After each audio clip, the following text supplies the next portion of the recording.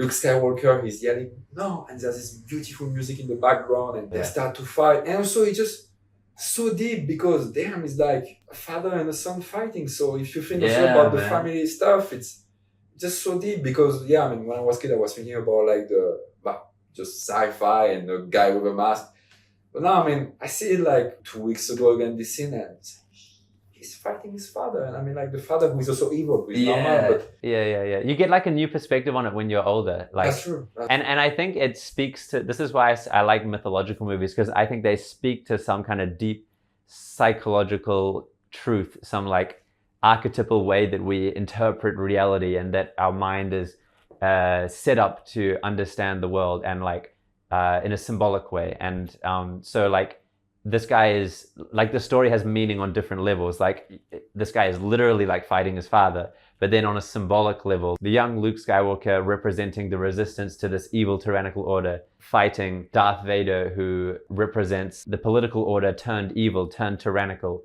Because Anakin Skywalker used to be good. He used to be Luke Skywalker. He was the young guy. It's like the same story that you see in like religious mythology. The Dark Lord, the evil father, has control over the kingdom, and the son has to come up and fight and free. It's like the Lion King, right?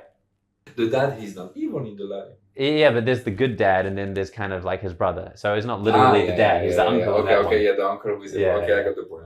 I think that's why like all these mythological stories are not exactly identical. They kind of like play off each other.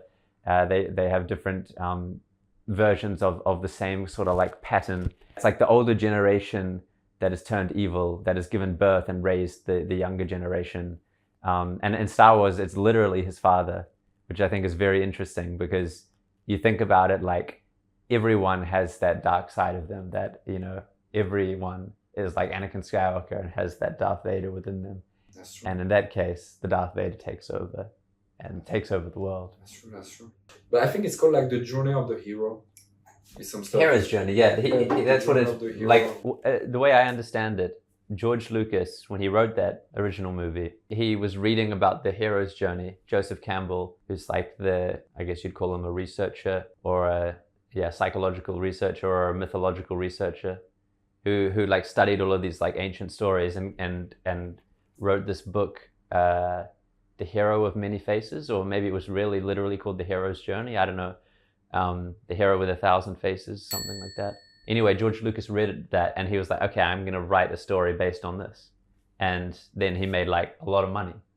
So there's something like deeply true about that pattern. Yeah, that's true. Like Harry Potter. Yeah, Harry Potter, Lord of the Rings. It's all the same. It's all like some young guy who doesn't really know his parents. Some old wizard comes to him and says, you've got some kind of magic power and you need to now go on some kind of quest. And yeah, that's the story. And then there's all kinds of stuff that happens along the way.